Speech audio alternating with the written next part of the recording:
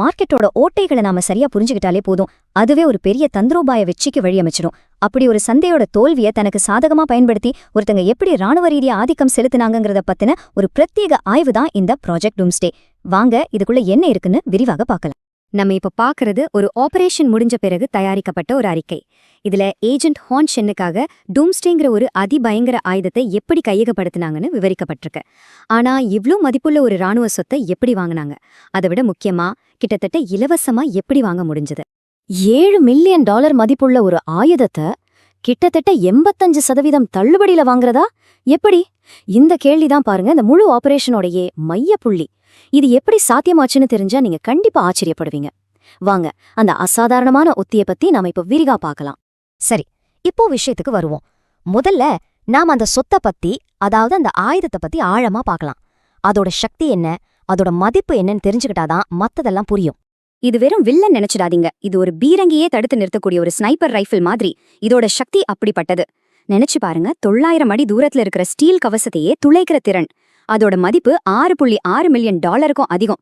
இது ஒரு சாதாரண சொத்து இல்லைங்கிறது இதுலயே உங்களுக்கு புரிஞ்சிருக்கும். ஆனா இங்கதான் ஒரு பெரிய ட்விஸ்ட். இவ்வளோ சக்தி வாய்ந்த, இவ்வளோ மதிப்பு மிக்க இந்த ஆயுதத்தை சந்தையில யாருமே வாங்க தயாராக இல்ல. ஆமா, இது முற்றிலும் விற்க முடியாத ஒரு பொருளா கருதப்பட்டுச்சு.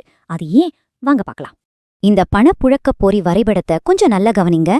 இந்த ஆரஞ்சு நிறத்துல குறிக்கப்பட்டிருக்கிற டெட் ஜோனை பாருங்க. இதுதான் பிரச்சனையோட ஆணிவேர். இது ஒரு ரொம்ப விசித்திரமான இடைவெளியை காட்டுது. வாங்குறவங்களுக்கும் விக்கிறவங்களுக்கும் நடுவுல ஒரு பெரிய பள்ளம்.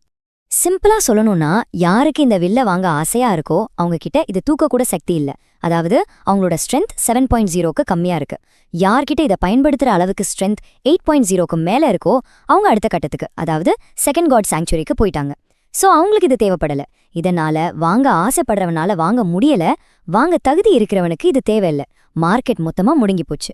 இங்கேதான் ஒரு பிரமாதமான வாய்ப்பு ஒழிஞ்சிருந்துச்சு. சரி, நாம பிரச்சனையை சரியா அடையாளம் கண்டுட்டோம். இப்போ அந்த புத்திசாலித்தனமான தீர்வை நோக்கி போகலாம். இந்த சந்தை தோல்விய எப்படி ஒரு அற்புதமான வாய்ப்பா மாத்துனாங்கன்னு நாம இப்ப பார்க்க போறோம். மறக்க வேண்டாம், காகிதத்துல இந்த ஆயுதத்தோட மதிப்பு $6.5 மில்லியன் அதிகம். இதுதான் அதோட அதிகாரப்பூர்வமான மதிப்பு. ஆனா அவங்க கேட்ட விலை வெறும் $1 மில்லியன். இது ஏதோ கண்மூடித்தனமா குறைச்ச விலை இல்லைங்க. இது ரொம்ப கால்குலேட் பண்ணி செஞ்ச ஒரு மூவ். விற்பனையாளருக்கு இதை விட்டா வேற வழியே இல்லைங்கிறத சரியா புரிஞ்சுக்கிட்டு வச்ச பேரம் இது. இந்த ஒரே ஒரு மூவ் சந்தை மதிப்பையே நுறுக்கிடுச்சு. நம்பவே முடியல. கிட்டத்தட்ட 85% தள்ளுபடியில அந்த ஆயுதத்தை வாங்க முடிஞ்சது. இது வெறும் வியாபாரம் இல்ல, இது ஒரு தந்திரோபாய வெற்றி. ஒப்பந்தம் கையெழுத்தானதோட வேலை முடியல. அதை செயல்படுத்தின விதமோ குறை சொல்ல முடியாத அளவுக்கு அவ்வளோ கச்சிதமா இருந்துச்சு. வெறும் 24 மணி நேரத்துக்குள்ள எந்த ஒரு தடங்களும் இல்லாம சொத்து கைமாறியது. சரி, ஒப்பந்தம் முடிஞ்சது, ஆயுதம் கைக்கு வந்துடுச்சு. ஆனா இது கதையோட ஒரு பாதிதான் சொல்லலாம். இந்த வியூக புதிரோட மிக முக்கியமான ஒரு துண்டு இனிமேதான் வரப்போகுது. சொத்து பாதுகாப்பா கைக்கு வந்துடுச்சு. ஆனா இங்க உண்மையான ஆயுதம் அந்த வில் இல்ல, அதை பயன்படுத்த போற அந்த ஏஜென்ட் தான். அவரோட தன்னம்பிக்கை பாருங்க, இந்த வார்த்தைகளையே தெரியுது. சென் ஒரு யூனிகார்ன் மாதிரி. அதாவது இந்த ஆயுதத்தை பயன்படுத்தக்கூடிய சக்தியும் அதே சமயம் அதற்கான தேவையும் இருக்கிற ஒரே நபர். அவர் அந்த டெட் ஜோன்குள்ள இருக்கிற ரொம்ப ரொம்ப அபூர்வமான ஒரு ஆள். சரியான ஆயுதத்துக்கு சரியான ஆள் கிடைச்சாச்சு. ஆஹா, சரியான ஆயுதம் சரியான பயனர்கிட்ட இருக்கு. இதுவே ஒரு ஆபாயகரமான கூட்டணி தான் இல்லையா? ஆனா உண்மையான தந்திரோபாய நன்மை இது இல்ல, அது வேற ஒரு இடத்துல இருந்துச்சு. ஹான்சன் யாருமே 2வது தடவை திரும்பி பார்க்காத ஒரு இடத்துல நிறுத்தப்பட்டார். ஒரு சாதாரண ஆள் மாதிரி. அவர் கண்ணுக்கு தெரியாம இருக்கணும், அதுதான் அவங்களோட திட்டம். நமக்கு கிடைச்ச உளவு தகவல் படி எதிரிகள் அவரை ஒரு கேலி பொருளா பார்த்திருக்காங்க. அவருக்கே பாதுகாப்பு தேவைப்படும் நினைச்சிருக்காங்க. இது அவங்க செஞ்ச முதல் மற்றும் கடைசி தவறா இருக்க போகுது. வெளியில இருந்து பார்த்தவங்களுக்கும் அவரோட உண்மையான திறனுக்கும் நடுல ஒரு பெரிய பள்ளம் இருந்துச்சு. அவங்க பார்த்தது ஒரு சாதாரண பலவீனமான ஆள.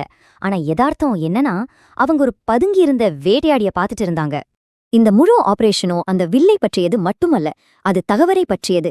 சில நேரங்கள்ல நமக்கிட்ட இருக்கிற மிகப்பெரிய ஆயுதமே மற்றவர்களால் நம்ம குறைவாக மதிப்பிடப்படுவதுதானே இது நிரூபிக்குது.